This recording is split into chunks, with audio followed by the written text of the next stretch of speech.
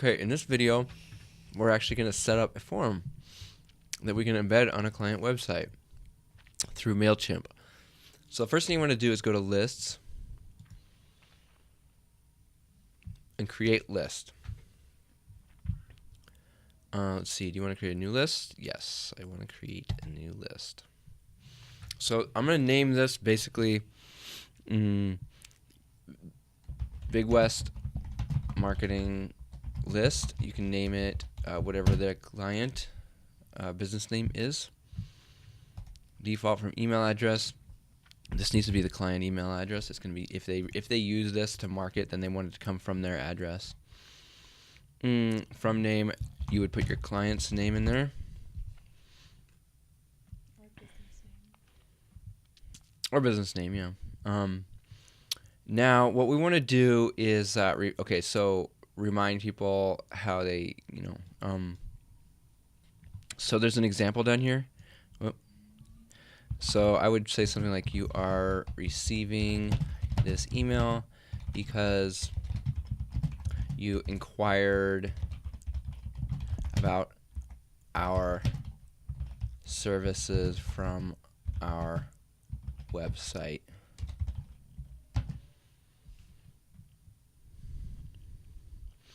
So like I said, they can use this to market and send special offers during the holidays or whatever.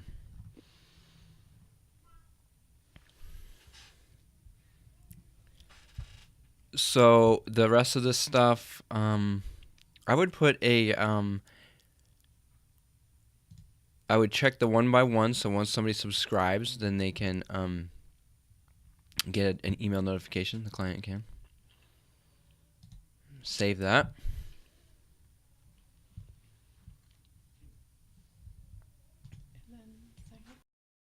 And just a note, you do need to be in the list before you can create a sign-up form. Each form is connected to a list. So now that we have our list created and we're in the list, you can have multiple lists, but for setting this up for our client, we just basically want to have one. Unless we're creating different types of forms, then we can have different lists.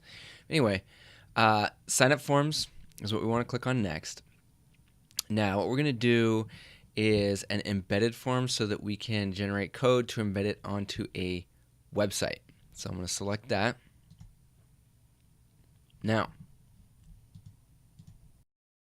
so when you get to this screen, they're going to give you a generic little form here, but what we want to do is click on Form Builder because we want to make this custom.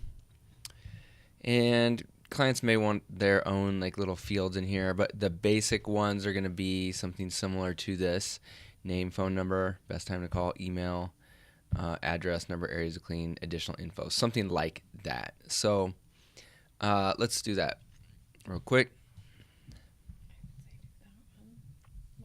Or actually, let's do this one: name, phone number, email, additional info. Keep it simple. Okay, so I'm gonna pull that off for a sec just so I can see here. So let's see. So when you want to change this little title of it there, let's just put name, and then let's get rid of the last name because a lot of times that'll deter people from filling this out. So you can just hit this little minus sign below here, and then you gotta type in the word delete in caps every time you delete something. Okay, so now we got that. Now we want to move this up. We can just pop it up like that, drag and drop it up. Hold on. Go back to here. We're here? Yeah, because you have to type in name again. And then you have to save it. Oh, sorry, yeah. Leah was correcting me. You have to type in name and then click save field in order for it to change. So thanks. And then you can add more fields. So for example, we want to add a phone number field. Well, let's see. Here's phone right here. We'll go over here. Drop it. Okay. Anyway, you just click it. You don't drag and drop it. You click it. and then you can move it up to wherever you want. I like to have the name and the phone number first. Those are the most important things. Now, one thing I've just thought about here is there are going to be some required fields. Like they do need to put a name and a phone number to get this form to actually go through, so you can make them required. So like name, let's put a check mark next to required. Click save field. Do the same thing for phone number, required, save field. Now for email, not necessarily. Like some people don't want to put their email in, some people do. I personally don't think you should go back and forth with somebody over email doing price quotes and stuff like that. So, but some client may want to, and if they do, click down here, and then you can set it as required. Let's see. I think the default is required for Mailchimp because For email. Since it's a setup as an email list. Oh, yeah. To put the email. Yeah, this is an email program, so okay, that makes sense. Scratch what I just said, but the other ones you will have to. So for example, let's put one for additional info. So we're going to add a field. It's going to be a text field, and we're going to name it additional info. Okay, so if we add that one, save it, and then that'll be the last one there. Now, one thing I want to do is be able to change this button. Do like the title right there. So instead of subscribe to our mailing list. Okay, so we'll change the title. Good call. So we'll say schedule your cleaning appointment, for example.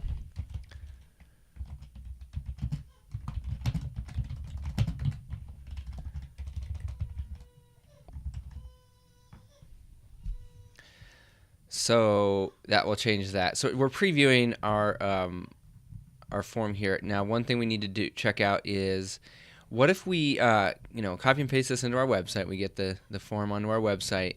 I want to make sure we can change that subscribe button. So let's do a little experiment here.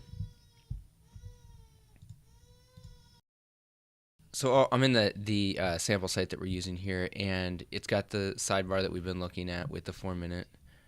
I'm going to drag over a custom HTML here. I'm not going to delete that one just for testing reasons.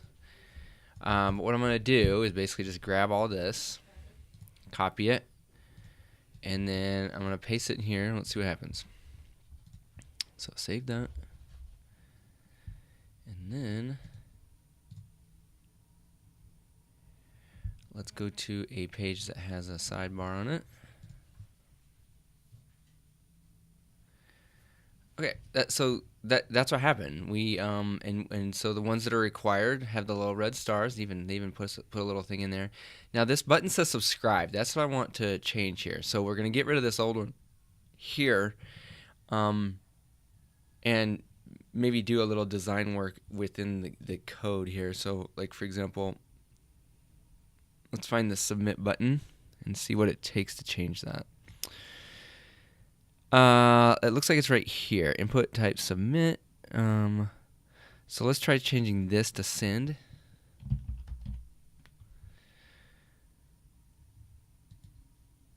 Just because the word subscribe doesn't really make sense with what we're doing here. Did I save that? Mm-hmm. Yeah, I changed it to send. So